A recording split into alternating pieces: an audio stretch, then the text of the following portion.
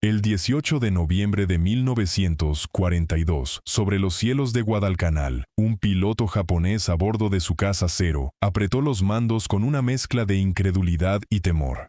Frente a él, ascendiendo desde la pista de Henderson Field, aparecían unos extraños aviones americanos de doble fuselaje, algo que ningún manual de la aviación naval japonesa había preparado a sus pilotos para enfrentar. Ese día, los pilotos del 339 Escuadrón de Caza se convirtieron en los primeros en atacar a la aviación japonesa a bordo de estos aparatos, marcando un momento histórico que comenzaría a resquebrajar 3 años de dominio absoluto en el aire. Aquel piloto japonés, cuyo nombre no ha llegado hasta nosotros, reportó después a su comandante en Rabaul algo que resumía perfectamente el desconcierto. Motores dobles, colas dobles y una capacidad de ascenso como nunca habían visto.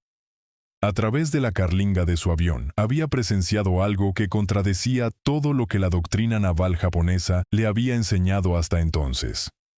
Antes de seguir con esta historia que cambió el rumbo de la guerra en el Pacífico, no olvides suscribirte al canal y dejar tu like. Nos ayuda muchísimo a seguir compartiendo relatos como este. Y ahora, sigamos con la historia. Los cazas americanos P-38 Lightning, aquellos peculiares aviones de doble fuselaje que la inteligencia japonesa había descartado por considerarlos pesados y torpes, habían ascendido desde el nivel del mar hasta la altitud de combate más rápido de lo que el Mitsubishi Zero podía igualar. En China, en Filipinas, sobre Pearl Harbor, el Zero había reinado sin rival. Ningún caza aliado podía competir con su velocidad de ascenso ni con su maniobrabilidad. Pero ahora, sobre aquella isla empapada en sangre, los pilotos estadounidenses, a bordo de sus extraños cazas bimotores, dictaban los términos del combate desde altitudes que el Zero apenas conseguía alcanzar. Los Lightning del 339 Escuadrón reclamaron 3 aviones japoneses, derribados en ese primer enfrentamiento, ejecutando ataques desde alturas que volvían completamente inútil la legendaria capacidad de giro del Zero. Las matemáticas del dominio aéreo estaban a punto de reescribirse, no en los manuales de combate aéreo cercano, sino en la cruda realidad de un rendimiento superior en altitud que pronto demolería cada certeza que los pilotos japoneses guardaban sobre su propia invencibilidad, sobre sus aviones y sobre su enemigo. El colapso de la superioridad aérea japonesa había comenzado mucho antes de aquel día de noviembre, aunque nadie en la Armada Imperial lo hubiera creído posible. Desde el 7 de diciembre de 1941, los aviadores navales japoneses habían barrido el Pacífico entero con un aura de invencibilidad. El Mitsubishi A6M, con su increíble autonomía, su radio de giro cerradísimo y sus pilotos altamente entrenados, se había ganado una reputación temible. Su velocidad máxima, cercana a los 530 km por hora en su altitud óptima, resultaba impresionante para la época, y su capacidad de girar dentro del radio de cualquier caza aliado lo convertía en un adversario mortal en los combates tradicionales. Entre los pilotos de élite se encontraba el suboficial Saburo Sakai, veterano de la campaña de China, superviviente de incontables enfrentamientos y titular de numerosas victorias aéreas. Para 1942, Sakai ya había logrado 13 derribos solo en la campaña de Borneo, antes de ser trasladado a Lae, Nueva Guinea, donde conseguiría la mayoría de sus más de 60 victorias reconocidas a lo largo de la guerra. Su confianza, como la de sus compañeros, era absoluta. El teniente Junichi Sasai, superior inmediato de Sakai, había dirigido a sus pilotos antes de las operaciones de combate, advirtiendo que los cazas americanos sobre la zona de Guadalcanal probablemente provenían de portaaviones que apoyaban la invasión, y que seguramente se trataría de los habituales cazas navales, no de aparatos del ejército. Los pilotos japoneses esperaban enfrentarse a los Wildcat embarcados, aviones a los que ya habían derrotado con anterioridad. Los primeros meses de 1942 parecían confirmar esa superioridad japonesa. Sus pilotos habían derribado los obsoletos Brewster Buffalo sobre Singapur, diezmado a los Curtiss P-40 sobre Java y barrido a los Hurricane británicos sobre Birmania. El Zero disfrutaba de un dominio casi absoluto en el teatro del Pacífico.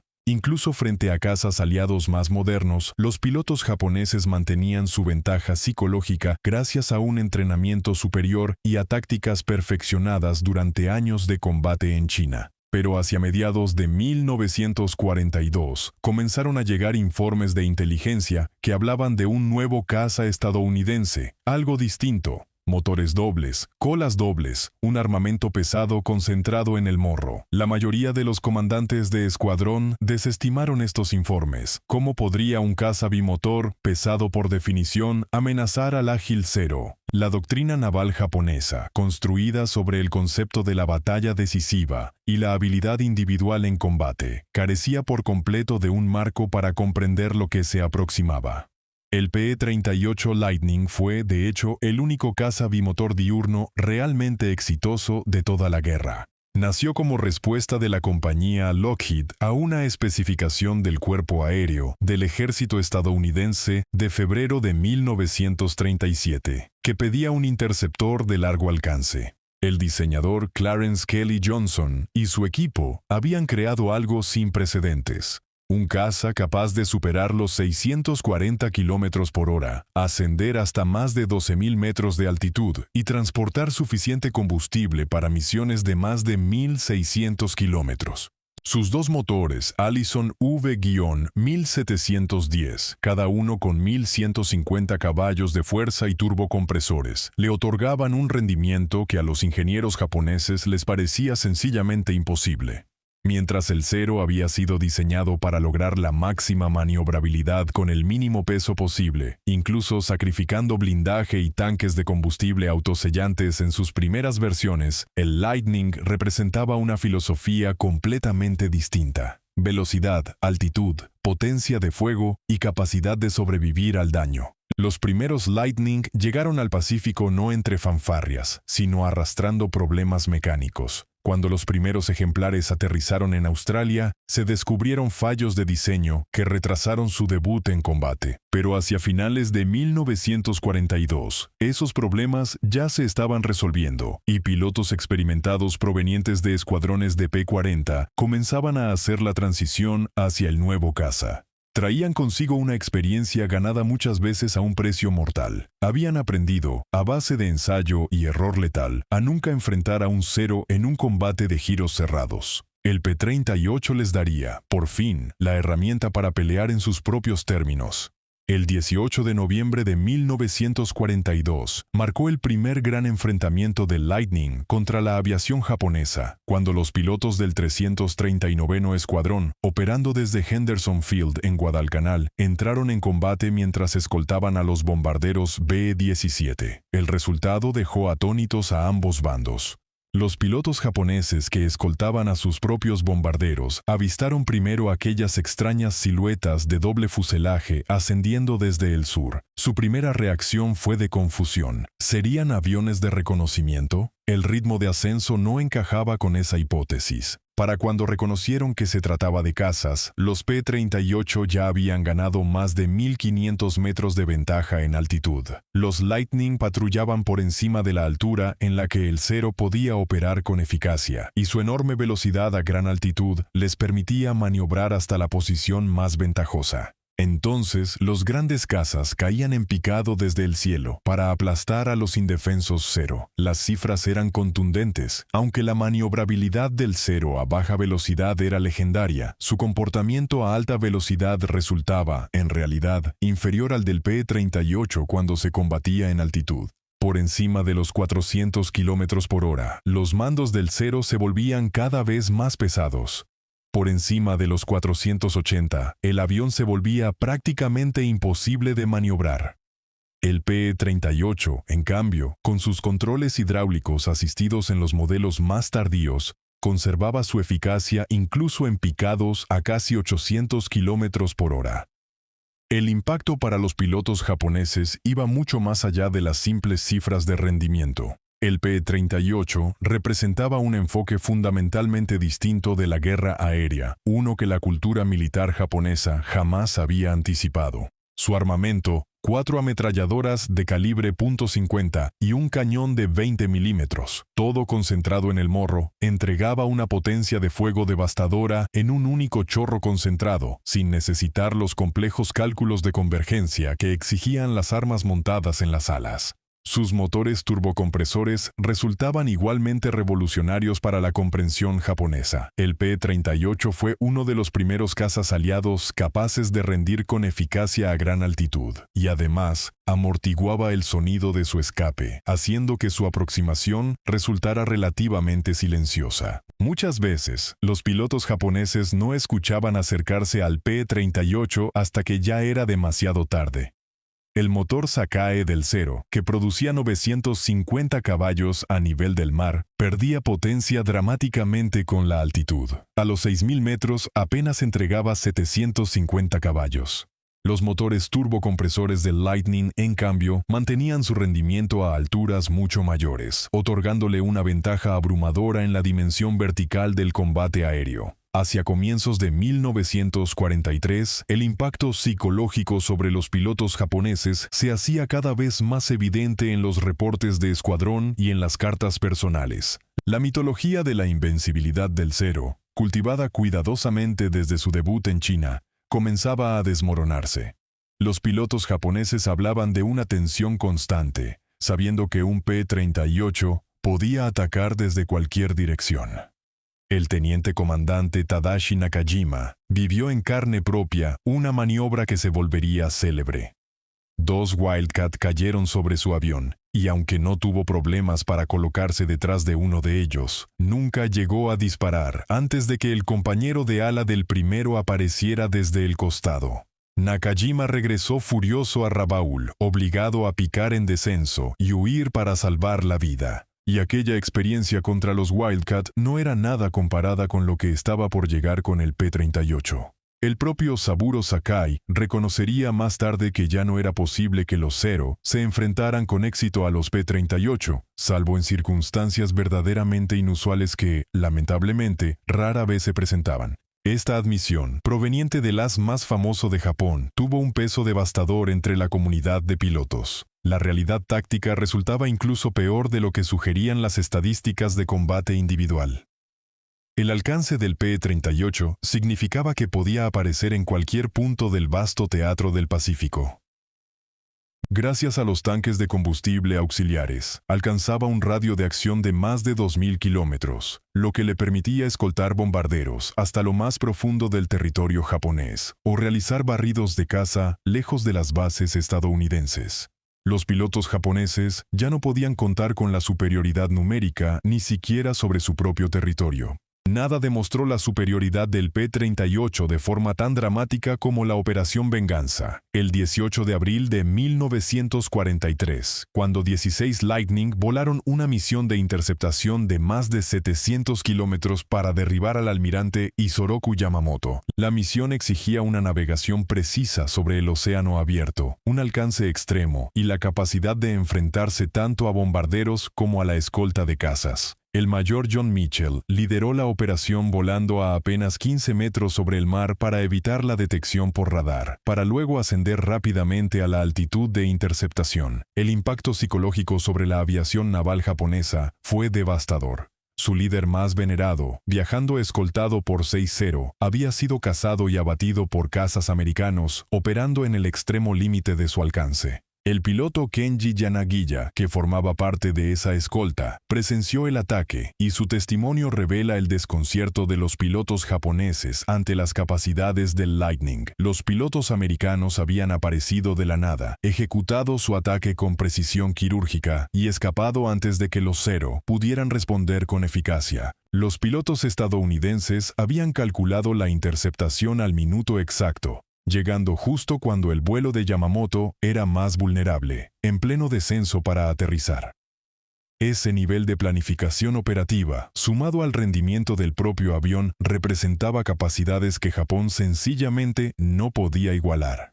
A medida que avanzaba 1943, los pilotos americanos refinaron sus tácticas para maximizar las ventajas del P-38. El ataque conocido como Boom and Zoom Picar desde altitud, disparar y volver a ascender antes de que el enemigo pudiera reaccionar, se convirtió en procedimiento estándar. Los pilotos japoneses se encontraban indefensos frente a estas tácticas. El primer encuentro aéreo entre japoneses y P-38 terminó con 15 aviones japoneses derribados frente a la pérdida de un solo Lightning. Este tipo de victorias desproporcionadas se volvieron cada vez más comunes a medida que los pilotos americanos ganaban experiencia con su nueva montura. Los japoneses probaron diversas contramedidas, intentaron usar frenos aerodinámicos para forzar que el enemigo se pasara de largo en sus ataques, trataron de atraer a los P-38 hacia combates de giro a baja altitud e incluso desarrollaron formaciones más dispersas para detectar mejor los ataques entrantes. Nada funcionó de forma consistente. La brecha de rendimiento era, sencillamente, demasiado grande. La superioridad del P-38 reflejaba una verdad más profunda sobre la capacidad industrial estadounidense, algo que los pilotos japoneses apenas comenzaban a comprender. Al terminar la guerra, se habrían fabricado más de 10.000 unidades de este caza, repartidas en 18 modelos distintos que representaban una mejora continua. Cada nueva variante corregía debilidades y potenciaba fortalezas basándose en la experiencia de combate real. El modelo P-38J, que llegó a finales de 1943, incorporó alerones con asistencia hidráulica para mejorar la velocidad de alabeo. Resolvió los problemas de calefacción de cabina que habían aquejado a los modelos anteriores en Europa e incluyó turbocompresores mejorados para un rendimiento aún mejor en altitud. El desarrollo aeronáutico japonés, mientras tanto, luchaba por producir apenas mejoras incrementales sobre el diseño original del Zero. El capitán Minoru Genda, el genio táctico detrás del ataque a Pearl Harbor, admitió en privado a sus colegas, a mediados de 1943, que no solo enfrentaban un caza superior, sino un sistema entero de mejora continua, que no podían igualar. Cada nuevo caza americano que encontraban era mejor que el anterior. Esta brecha tecnológica se veía amplificada por una divergencia cada vez mayor en la calidad de los pilotos. Hacia mediados de 1943, Japón perdía a sus pilotos experimentados más rápido de lo que podía reemplazarlos. Los programas de entrenamiento se acortaron de 2 años a menos de 6 meses. Los nuevos pilotos llegaban a sus unidades de combate con menos de 200 horas de vuelo, mientras que los pilotos americanos llegaban con entre 400 y 600 horas de entrenamiento, habiendo practicado tácticas de combate en unidades avanzadas, estudiado filmaciones de combates reales y entrenado en múltiples tipos de aeronaves. Cuando hacían la transición al P-38, recibían además entrenamiento especializado en operación de motores gemelos y tácticas de combate a gran altitud. La configuración bimotor del P-38 ofrecía otra ventaja que los pilotos japoneses no habían apreciado del todo: la supervivencia. Con 2 motores, incluso un Lightning gravemente dañado podía regresar a casa cojeando con una sola hélice funcionando.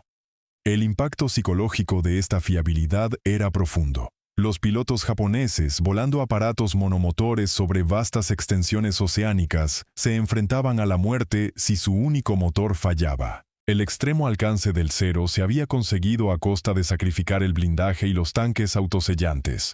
Una sola bala en el lugar equivocado significaba una muerte entre llamas o una larga espera nadando en aguas infestadas de tiburones. Hacia finales de 1943, la inteligencia japonesa ya advertía a sus pilotos que evitaran los duelos directos con el Lightning, señalando su aterradora velocidad de picado, su precisión y su capacidad de aparecer sin previo aviso. Un documento japonés capturado en diciembre de ese año afirmaba que el caza tipo P-38 debía considerarse el avión estadounidense más peligroso del Pacífico, que su velocidad y ritmo de ascenso superaban cualquier cosa que ellos pudieran lograr, y que el combate debía evitarse a menos que se contara con una superioridad numérica abrumadora y una posición ventajosa. Esta admisión, que instaba a los pilotos japoneses a evitar el combate con los cazas americanos, representaba una inversión completa de la ética guerrera que había definido a la aviación naval japonesa. Pilotos entrenados para buscar el combate en cada oportunidad ahora recibían la orden de huir del enemigo. El surgimiento de los grandes haces americanos del P-38 ofreció una evidencia contundente de la superioridad del caza. El mayor Richard Bong se convirtió en el as estadounidense de mayor puntuación de toda la guerra, con 40 victorias, todas ellas obtenidas a bordo de un P-38. El mayor Thomas Maguire logró 38 victorias antes de morir en enero de 1945. Estas cifras, alcanzadas en menos de 2 años de combate, superaban lo que la mayoría de los ases japoneses habían logrado en 3 o 4 años de guerra. Más de 1.800 aviones japoneses cayeron ante los P-38 en el Teatro del Pacífico, una cifra que no representaba solo aparatos destruidos, sino pilotos experimentados perdidos, hombres que Japón jamás podría reemplazar. Conforme avanzaba 1944, el P-38 seguía evolucionando, mientras el desarrollo aeronáutico japonés se estancaba por completo. El modelo P-38 le incorporó motores potenciados que rendían aún más en altitud, sistemas de refrigeración mejorados y lanzacohetes para misiones de ataque a tierra. Estos aviones podían cargar bombas considerables, además de su armamento habitual. Los pilotos japoneses, al ver cómo el Lightning pasaba de misiones de superioridad aérea a devastadores ataques terrestres, comprendieron que enfrentaban no solo un caza superior, sino un sistema de armas de una versatilidad sin precedentes. Más allá de la superioridad tecnológica, los pilotos japoneses luchaban por comprender el enfoque estadounidense hacia el combate aéreo. Los japoneses habían elevado el combate aéreo a la categoría de arte, enfatizando la habilidad individual y el espíritu guerrero.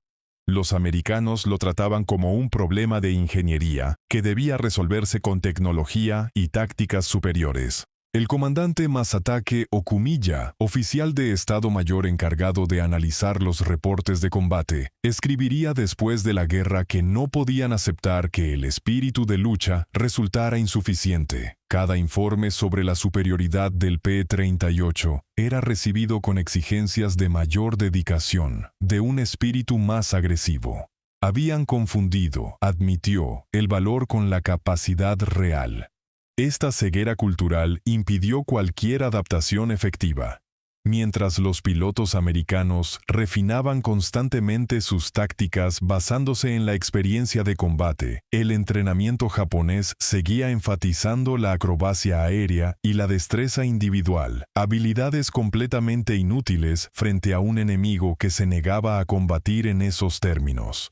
Hacia mediados de 1944, algunos P-38 ya estaban equipados con radares aerotransportados primitivos para operaciones de caza nocturna, una tecnología completamente fuera del alcance japonés. La noche, que antes había sido un santuario para las operaciones japonesas, ya no ofrecía ninguna protección. Aunque el P-38 no participó directamente en la Batalla del Mar de Filipinas en junio de 1944, su impacto se hizo sentir en la calidad de los pilotos japoneses que enfrentaron a los Hellcat de la Marina estadounidense. Años de desgaste frente a los P-38 y otros cazas americanos habían eliminado a los pilotos experimentados de Japón, la conocida como cacería del Pavo de las Marianas, donde los pilotos americanos derribaron más de 300 aviones japoneses con pérdidas mínimas, fue la culminación de un proceso que el P-38 había acelerado.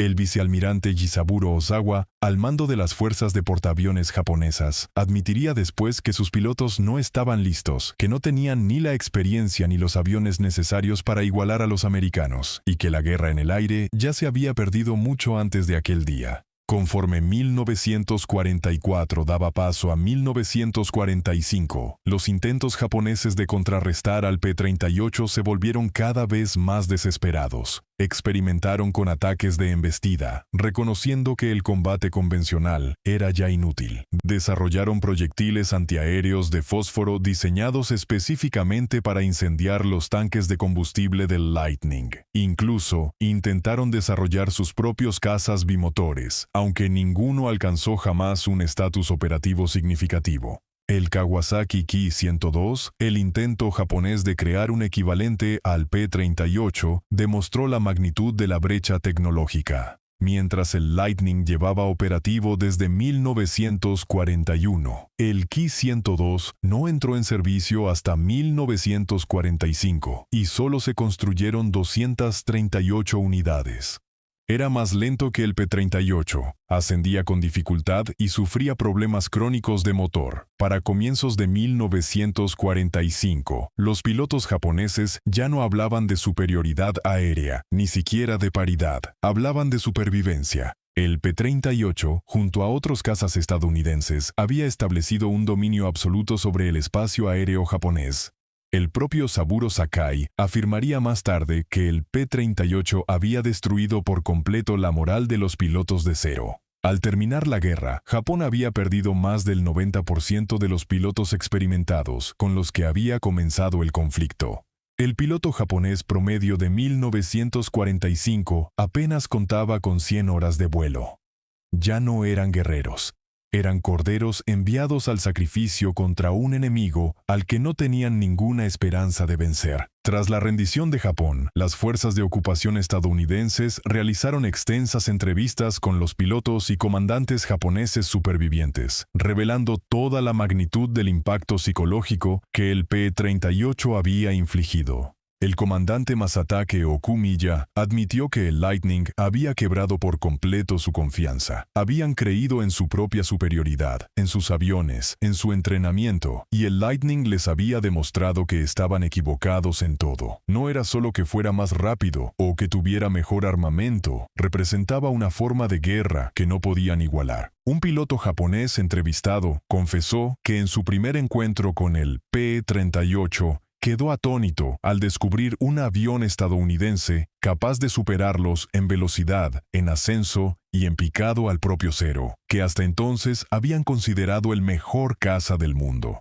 El análisis técnico de posguerra reveló toda la magnitud de esa brecha de rendimiento. El Mitsubishi Zero alcanzaba una velocidad máxima cercana a los 530 km por hora en su altitud crítica, un techo de servicio de unos 10.000 metros que ya sufría dificultades por encima de los 7.000, un ritmo de ascenso que disminuía rápidamente con la altitud, un alcance excepcional para su época, y un armamento limitado de 2 ametralladoras y 2 cañones con munición reducida, sin blindaje ni tanques autosellantes en sus primeras versiones. El P-38L, en cambio, superaba los 640 km por hora, alcanzaba un techo de servicio de más de 13.000 metros, ascendía a un ritmo muy superior a nivel del mar, contaba con blindaje extenso para el piloto y tanques autosellantes de serie. Las cifras revelaban un desajuste completo. El Zero había sido diseñado para una guerra diferente, una donde la habilidad individual en combate y la maniobrabilidad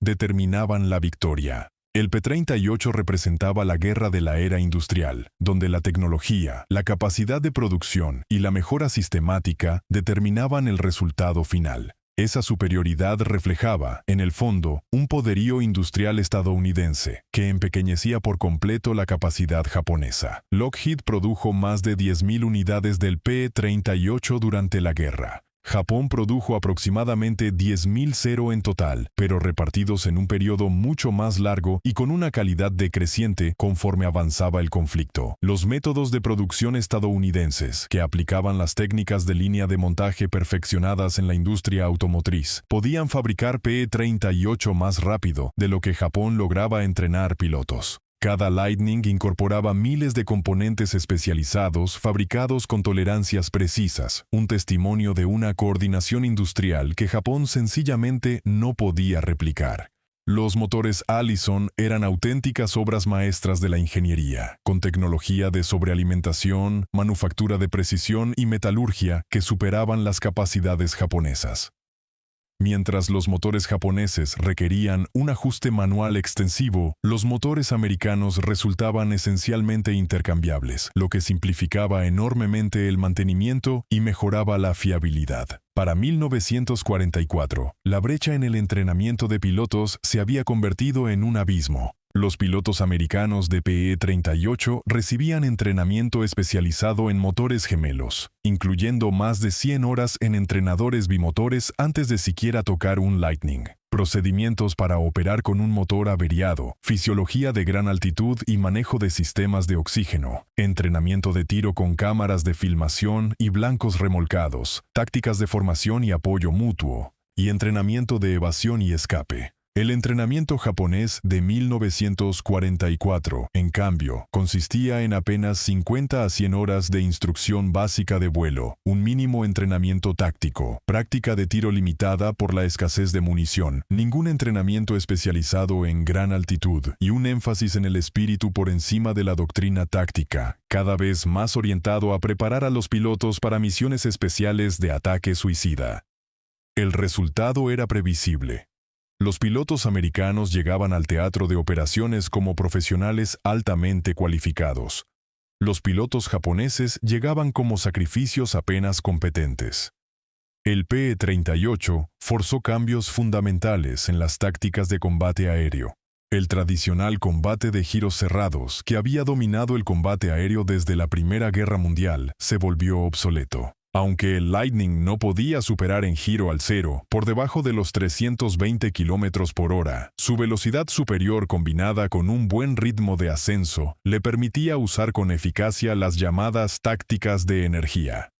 Los pilotos americanos desarrollaron el llamado ataque en pasada lateral alta, aproximarse desde arriba y por detrás, atravesar en picado la formación enemiga disparando sin cesar y volver a ascender antes de que el enemigo pudiera reaccionar.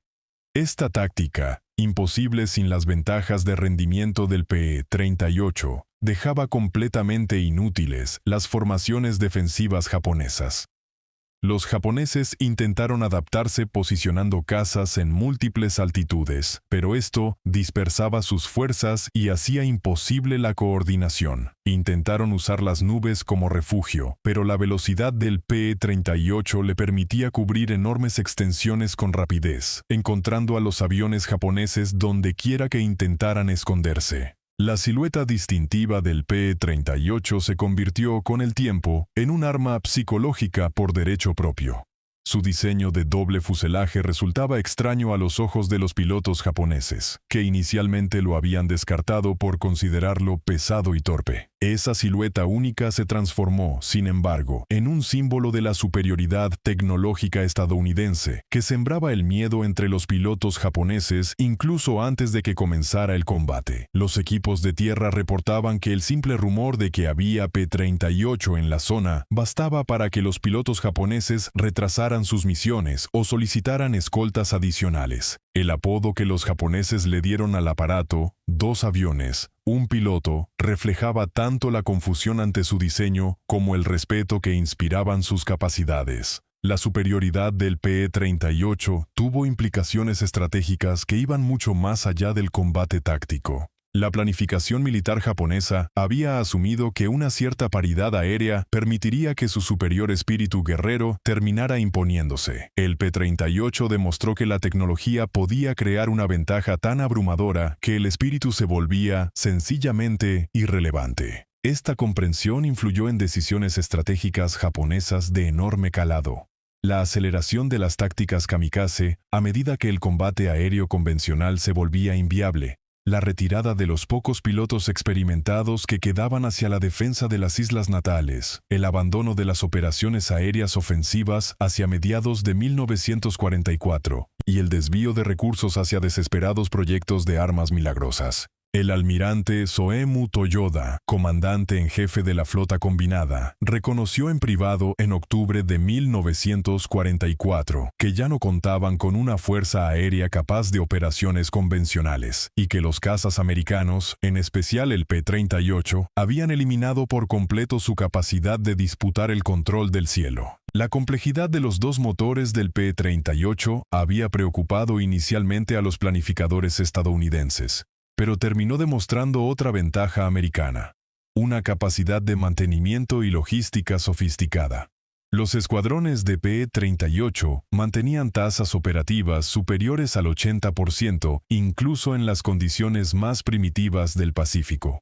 Las unidades japonesas, volando cazas monomotores mucho más simples, luchaban por mantener siquiera un 50% de disponibilidad hacia 1944. Los equipos de mantenimiento estadounidenses, muchos reclutados de la aviación civil y de la industria automotriz, aportaban enfoques sistemáticos al mantenimiento de aeronaves, desarrollando herramientas especializadas, procedimientos estandarizados y calendarios de mantenimiento preventivo. El mantenimiento japonés seguía siendo, en gran medida, artesanal, dependiente de la habilidad individual antes que de procedimientos sistemáticos. Los PE-38 equipados con equipos de radiogoniometría podían navegar con precisión sobre las vastas distancias del Pacífico, orientarse mediante radiofaros, encontrar sus bases con mal tiempo y realizar ataques cronometrados con exactitud. Los pilotos japoneses seguían dependiendo principalmente de la navegación por estima y visual, lo cual limitaba enormemente su flexibilidad operativa.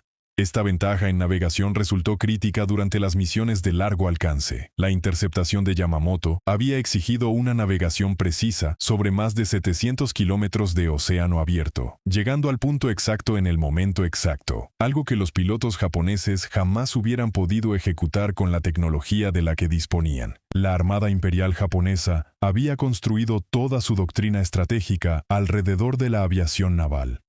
El dominio del PE-38 hizo añicos ese cimiento. Los grupos aéreos de portaaviones, reconstruidos tras las pérdidas de Midway, fueron diezmados por los PE-38 y otros cazas americanos durante las campañas insulares. Hacia 1944, los portaaviones japoneses zarpaban con grupos aéreos a media fuerza, tripulados por pilotos apenas entrenados. El vicealmirante Hisaburo Osawa, al mando de la primera flota móvil, informó antes de la batalla del Mar de Filipinas que sus pilotos no estaban preparados para el combate contra los cazas americanos, que apenas podían aterrizar en los portaaviones, mucho menos combatir contra P-38 y Hellcat, y que los estaba enviando a una muerte casi segura. El encuentro con el P-38 forzó una transformación fundamental en el pensamiento militar japonés. El código del Bushido, que enfatizaba la fortaleza espiritual y la destreza guerrera individual, resultó insuficiente frente a la guerra industrial estadounidense. Los oficiales japoneses más jóvenes comenzaron a cuestionar toda la base de la doctrina militar japonesa. Esta transformación cultural se extendió más allá del ámbito militar. Los pilotos japoneses que regresaban del combate, los pocos que sobrevivían, traían consigo relatos de superioridad tecnológica estadounidense que contradecían años enteros de propaganda sobre la supuesta decadencia occidental y la superioridad espiritual japonesa. El programa del P-38 representó una inversión económica que Japón no podía igualar.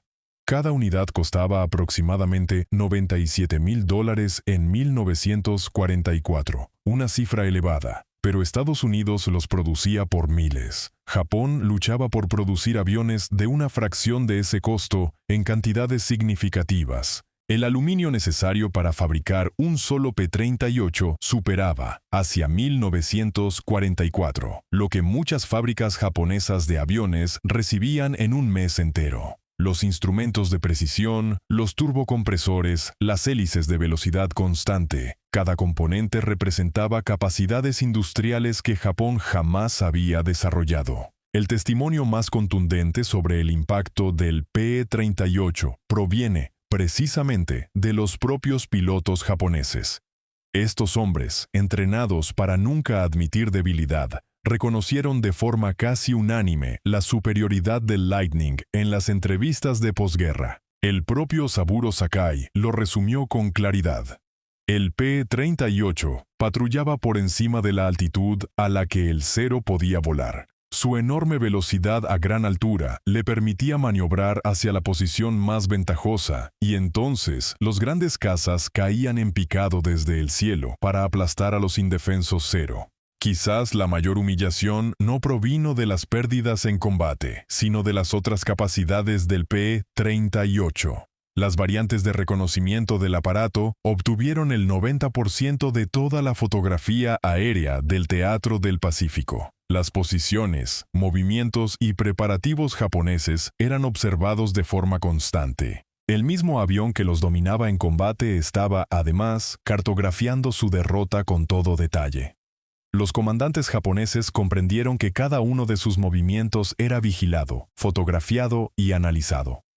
La variante de reconocimiento fotográfico F5, despojada de armamento pero conservando todo su rendimiento, podía fotografiar instalaciones japonesas con total impunidad. Los cazas enviados a interceptarlas sencillamente no lograban alcanzar su altitud. El impacto de aquel encuentro se extendió mucho más allá de la guerra misma. Influyó en el desarrollo de la aviación japonesa de posguerra, en su doctrina militar y hasta en sus actitudes culturales frente a la tecnología y la tradición. Muchos pilotos japoneses supervivientes se convirtieron en firmes defensores del avance tecnológico en el Japón de posguerra. Habían aprendido, en carne propia, que el valor sin capacidad no significaba nada. Sus experiencias influyeron en la posterior apuesta japonesa por la tecnología y el desarrollo industrial. El propio Saburo Sakai, convertido en un exitoso empresario tras la guerra, hablaba a menudo de las lecciones aprendidas frente al P-38. El Lightning les había enseñado que jamás debían volver a quedarse atrás en tecnología, que el poder industrial, y no el espíritu guerrero, es lo que determina la victoria en la guerra moderna. La evolución del P-38 a lo largo de la guerra demostró las ventajas estadounidenses en materia de innovación técnica rápida.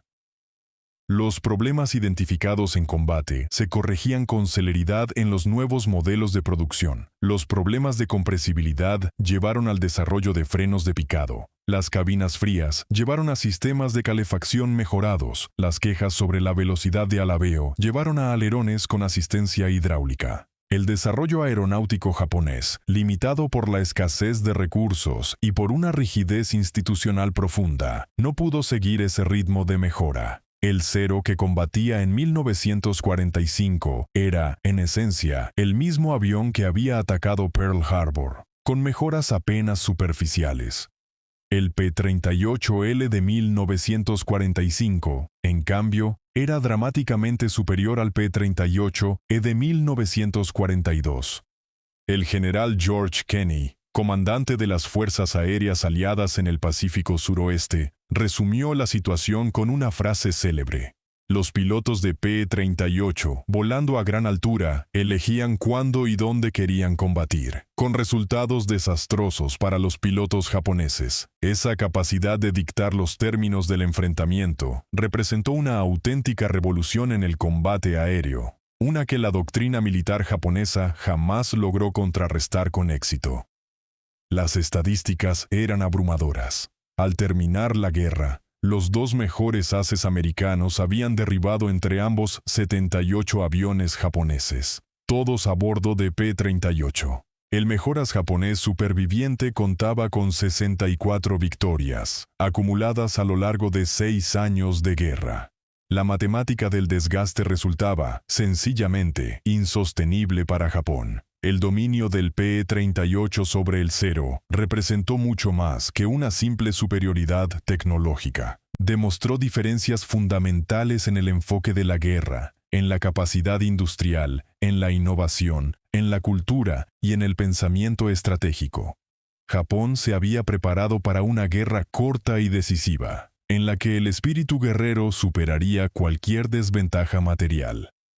El P-38 representó la preparación estadounidense para una guerra industrial larga, en la que la tecnología y la producción resultarían decisivas. El choque psicológico que experimentaron los pilotos japoneses al encontrarse con el P-38 fue, en el fondo, el choque de enfrentarse a la modernidad misma. El Lightning representaba la aplicación sistemática de la ciencia, la ingeniería y la gestión industrial a la guerra. Frente a eso, la tradición samurái, por noble que fuera, resultaba impotente. Detrás de las estadísticas y las especificaciones técnicas se escondía una tragedia profundamente humana. Miles de jóvenes pilotos japoneses, muchos con menos de 100 horas de vuelo, fueron enviados contra los P-38 a bordo de aviones ya obsoletos. Sabían que no tenían ninguna posibilidad. Sus cartas a casa, descubiertas después de la guerra, revelan a hombres jóvenes, resignados a la muerte. Uno de ellos escribió, antes de su misión final, que al día siguiente enfrentaría a los diablos de doble cola, que no esperaba regresar, que volaban más alto y más rápido de lo que podían imaginar, y que cumpliría con su deber aún sabiendo que era inútil. fue derribado por P-38 sobre Rabaul en marzo de 1944. Su historia fue una entre miles similares. Vidas jóvenes sacrificadas ante una brecha tecnológica que ningún valor personal podía cerrar. El impacto del P-38 se extendió mucho más allá de la Segunda Guerra Mundial. Influyó en el desarrollo de la aviación durante la Guerra Fría, con tanto Estados Unidos como la Unión Soviética desarrollando interceptores bimotores de gran altitud basados en las lecciones aprendidas del Lightning. El concepto de utilizar la tecnología para crear una ventaja abrumadora se convirtió en un pilar central de la doctrina militar estadounidense. Para Japón, aquella experiencia influyó en que sus fuerzas de autodefensa de posguerra priorizaran la calidad sobre la cantidad, la tecnología avanzada sobre la movilización masiva. El trauma de la inferioridad tecnológica dejó marcas duraderas en el pensamiento militar japonés. El choque que sufrieron los pilotos japoneses al descubrir que no podían superar en velocidad ni en ascenso al P-38 Lightning marcó el final de toda una era en la guerra aérea. La era del piloto guerrero individual, donde la habilidad y el coraje personal determinaban la victoria, murió en los cielos del Pacífico. Fue reemplazada por la guerra de la era industrial, donde la tecnología, la capacidad de producción y la innovación sistemática determinaban el resultado final. La reflexión de posguerra de Saburo Sakai, según la cual el P-38 había destruido la moral de los pilotos de cero, capturó la esencia de esa transformación. No se trataba solo de que fuera más rápido o que ascendiera mejor, representaba una forma de guerra que Japón no podía igualar. Los pilotos japoneses que sobrevivieron aprendieron una lección dura. En la guerra moderna, el coraje sin tecnología no es heroísmo, es simple futilidad. El P-38 Lightning no se limitó a derribar aviones japoneses. Hizo añicos toda una visión del mundo sobre la guerra, el honor y el poder nacional. El choque que sintieron aquellos pilotos fue el de descubrir que todo lo que creían sobre el combate aéreo estaba equivocado. El cero, que había parecido invencible en 1941, era ya obsoleto en 1943. Los pilotos que habían entrenado durante años en el arte del combate acrobático descubrieron que sus habilidades resultaban inútiles frente a un enemigo que se negaba a combatir en esos términos. Al final, aquel diablo de doble cola que atormentaba las pesadillas de los pilotos japoneses representaba mucho más que un caza superior. Encarnaba el poderío industrial estadounidense, la innovación tecnológica y un enfoque sistemático de la guerra que definiría la segunda mitad del siglo XX. La última palabra le pertenece al propio Saburo Sakai, el as más famoso de Japón, quien sobrevivió a la guerra y vivió lo suficiente para reflexionar sobre sus lecciones. El P-38, dijo, les enseñó la lección más dura de todas, que la era del samurái había terminado. En los cielos del Pacífico se toparon con el futuro, y ese futuro los destruyó. Si te gustó esta historia, ayúdanos a seguir contándola suscribiéndote al canal ahora mismo. Dale like al video si llegaste hasta aquí. Y no olvides activar la campanita de notificaciones para no perderte ninguna de nuestras próximas historias de la Segunda Guerra Mundial. Cada suscripción, cada like, cada notificación activada nos ayuda muchísimo a seguir creciendo y a seguir trayendo relatos como este directamente desde el frente. Nos vemos en el próximo video, aquí en Historias del Frente Mundial.